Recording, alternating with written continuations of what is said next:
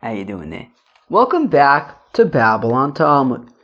Today we're studying Daf Kuftes, Daf 109. One second. Yikes. They're playing the music already. It's Erev Rosh Hashanah and they're already playing the music, which means we don't have much time. Al Kaponim.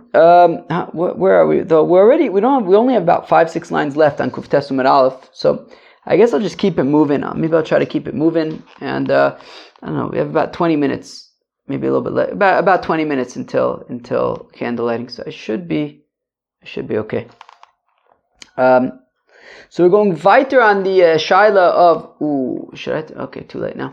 We're going weiter on the shaila of how do we know what does the Rashbam say?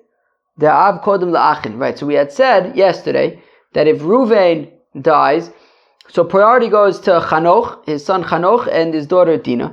If there is neither a Chanoch nor a Dinah, so then it goes to the father. If there's no father, then it goes to his brother Shimon, Levi, and Yehuda. So Frag de Gemore, about 6 lines from the bottom of Kuftes Umar Aleph. I guess I'll try to keep things moving, though I don't really know how to try to keep things moving because they move as they move. Va'itana ma'isi lo me'ocha.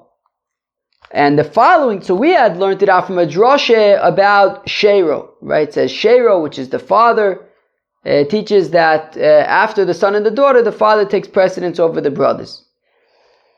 So V'haitan, and the following Tana, ma'isi lo me'ocha, brings it from here.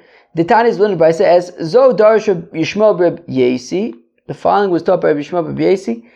Ish kiyomus. What does the pasuk say? It says Vel bnei Yisrael tadaber leimar. I'm reading from the pasuk. Ish kiyomus uvein ein lo. If a person passes away and he has no son, va'avartem esnachlos levito. So then you pass on the inheritance to his daughter. So b'mokim bas atamavir nachlo min ha'ov. So if there is a daughter, so the drasha is that if there is a daughter, so then the Ruvain's inheritance does not go to the father. So it sounds like by default we would have assumed that it would have gone to the father, but no. If there's a daughter, it doesn't go to the father; it goes to her. Where am I?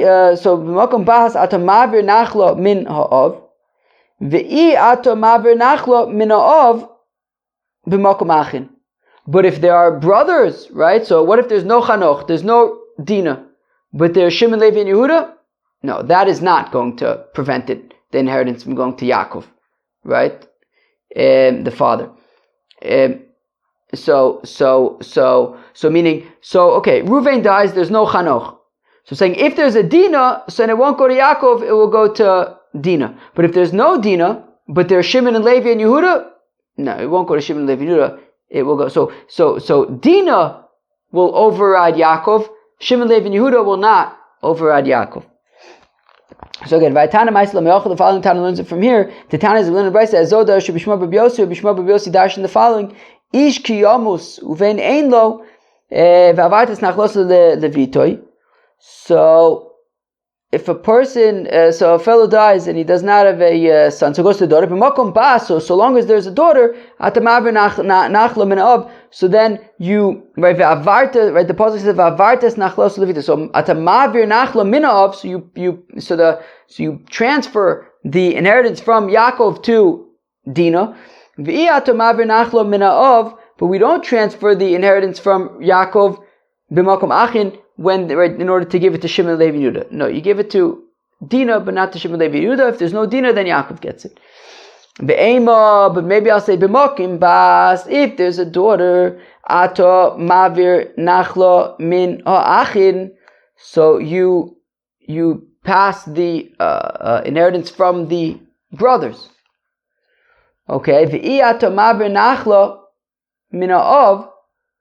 But you don't transfer the inheritance from Yaakov, afilu b'makom bas, even when there is a daughter. Meaning, maybe I'll say that if Ruvain dies and there's no Chanoch, so then the inheritance goes to Yaakov.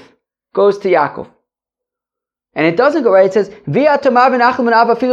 you don't transfer the inheritance from Yaakov to Dinah, Yaakov gets it. If there's no Yaakov, so then we say, so then it's transferred from the brothers and it goes to her. So maybe the order is, if Reuven dies, first it goes to Chanoch. If there's no Chanoch, then it goes to Yaakov. If there's no Yaakov, then it goes to Dinah, and then it goes to the brothers, right? So maybe, okay, so maybe that's the drasha. So maybe that's the drasha. 1 second. Okay. Seder. Okay. Wait, what did the Rashbam say? It says that the father's precedence to the brothers. Okay. So if that was the case, lo nichtov rachmana ve'avartem. Well, then we wouldn't need the pasuk to say ve'avartem, because the pasuk already says that if there's no, what does it say? That if there's no daughter, then it goes to the brothers, right? Meaning we were saying, according to this Joshua V'yata Mavir, it says b'mokum basa tamavir nachlu min ha'achin. That if there's a daughter, then it goes to, if there's a daughter, then it goes to her. It doesn't go to the brothers. But we already know that because the Chumash is like just out of my reach. But it says, and if the, right, so the pasuk had said that if there's no son, if there's no Chanoch, then it goes to Dinah. The very next pasuk says that if there's no Dinah, then it goes to Shimon, Levi, and Yehuda. So we already know that. So I don't need this drasha to teach me that. So I don't need Vavartem. We just read the Pesukim to know that.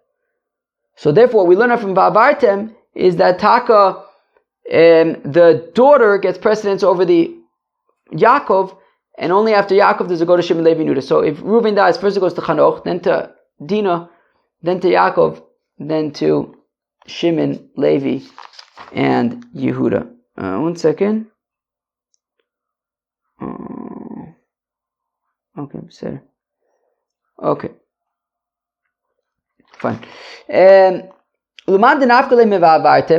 So according to this opinion, who learns out the order from Ve'avartem, what does he do with the initial drasha from yesterday of She'ero?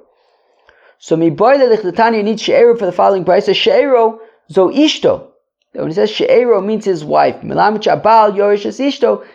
It teaches that, so that teaches that a husband inherits his wife.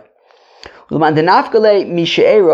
according to the opinion from yesterday, who learns out the order from She'ero, what is learned out from Vavartem? He needs it for the following. Rabbi Yomer says, Rabbi, that by all of them, right, it says V'nosan es nachlaso. Right? What does the Pesukim say?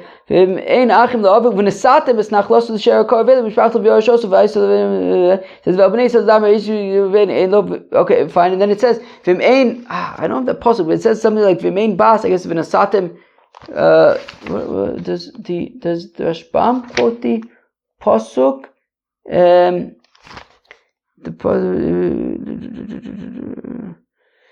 Right, so it says Nesina there as well. So why does it say Va'avarta over here? So again, it says Nesina generally, but it says Ha'avara over here. Va'avarta is nachlosu levito. Oh, so that's what Rabbi says. Where am I? Okay, Rabbi Bechula Nemar Ben Nesina V'Chan Nemar Ben Avara She'ein L'cha Shemavir Nachla Mishevet L'Shevet Ela Bas. So the drasha is that what's the drasha from Ha'avara Ve'avartem? Ve'avartem is Nachlosu Levito. It means that the only way that a ancestral property can be transferred to another tribe is by way of the daughter. So, for example, if you have Reuven dies and there's no Chanoch, so then Dinah inherits Reuven, and then Dinah gets married to somebody from a different shevet, and then she dies. So then her husband will inherit her, and now her husband has the property. So she inherited her father, who was in some shevet, and now her husband from a different shevet inherits her. So now the property is now her husband's, and it belongs not to the new shevet. So when it says Va'avartem Snachlos Levito, the drasha is that only by way of a daughter can a property be transferred to another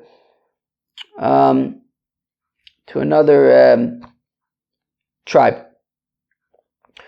Fine. Yorshin also, since her son and her husband inherit her.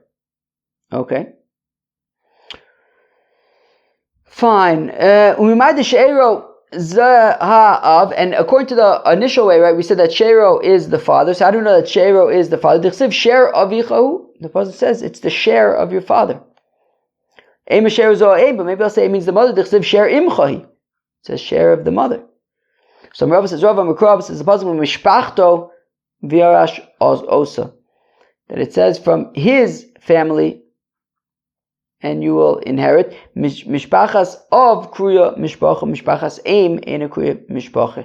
That the family of the father is considered a family for inheritance rather than the family of the mother. It says to their families, to their father's houses. So the family is from the father. Mishpachas aim in a kruya mishpacha. Is that really true that the mother's mishpacha is not considered your mishpacha? But the Pasuk says, "Vayinar mi beis lechem Yehuda mi mishpachas Yehuda." That this was in the context of this story of this fellow named Micha who made a getchke, and he found some guy to be the priest for the getchke. And it says about this guy, his profile was Vayinar mi beis lechem Yehuda. There was a fellow from beis lechem Yehuda mi mishpachas Yehuda, from the family of Yehuda. V'hu Levi, and he's a Levi. Vu Garsham, he lives there. Agufa Kash, this makes no sense. Omar Vu Levi, on the one hand you're saying he's a Levite. Amma mi Levi also, so he's a Levite. Mishpachas Yehuda, Amma mi Yehuda also. But then we say Mishpachas Yehuda, that he's from the tribe of Yehuda. So is he from the tribe of Levi or is he from the tribe of Yehuda? So rather it must be his father's from Levi and his mother's from Yehuda. V'karma mi Mishpachas Yehuda. And it's saying the Mishpacha of his mother who's from Yehuda. So we see that the family of the mother could be called Mishpacha. So Merav Abai Rav Chanan lo Gavra Dishmei Levi. No, his name was Levi. So he was from the tribe of Yehuda, but his name was Levi. No, but that can't be. It can't be that his name was Levi. He was a Levi. He was from Shevet Levi. Because if he wasn't from Shevet Levi, then why would Mika get all excited? Ato Yodati, now I know that Hashem will be good to me. Because I had a Levite as a priest. He was all excited that he had a priest, that his priest was a Levite.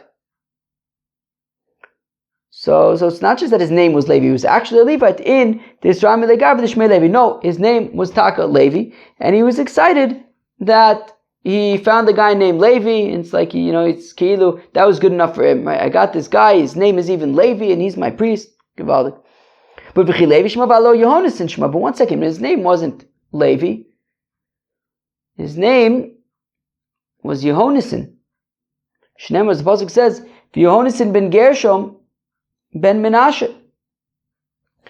Wait one second. Okay, 1 second. So we're saying that he's not from. So he's saying that his name was Levi, and that he's from the tribe of Yehuda. But then we say, no, that's not the case, because his name actually wasn't Levi, it was Yehonasan. His name is Yehonasan. Shneimar Zebazah says, Yehonasan ben Gershom ben Menashe, Yehonasan the son of Gershon, the son of Menashe, who Vanavayu Kanim Shevat Adoni. He and his sons were the priests for the Shevet Dan, because then the people of Dan came and took this Getchke, and they had this guy be the priest, and his name was Yehonasan. His name wasn't Levi, it was Yehonasan. So you can skip the next few words. V'chi ben Menashe, who? But 1 second, was Yehonasan the son of Gershom, the son of Menashe? V'alo ben Moshe. The Pasuk says b'nei Moshe, Gershom v'Eliezer. Moses had children, Gershom and Eliezer. So Gershom is the son of Moshe, not the son of Menashe. So why is he saying Gershom ben Menashe? So Elim mitoch she'asa ma'aseh Menashe tzlo kasu b'Menashe. Rather, because he did an act of Menashe, he was working with the Getchkes, so therefore they say Menashe even though it was really Moshe. So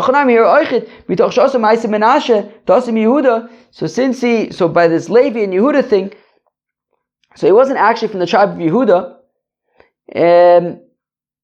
but rather because he was doing Getchke kinds of things, like Menashe would do, who comes from Yehuda, Tzlokas of Yehuda, so therefore he calls him Yehuda. So Be'etzim, where do we get at? So basically he is so he wanted to say his name was Levi, but he's from the tribe of Yehuda.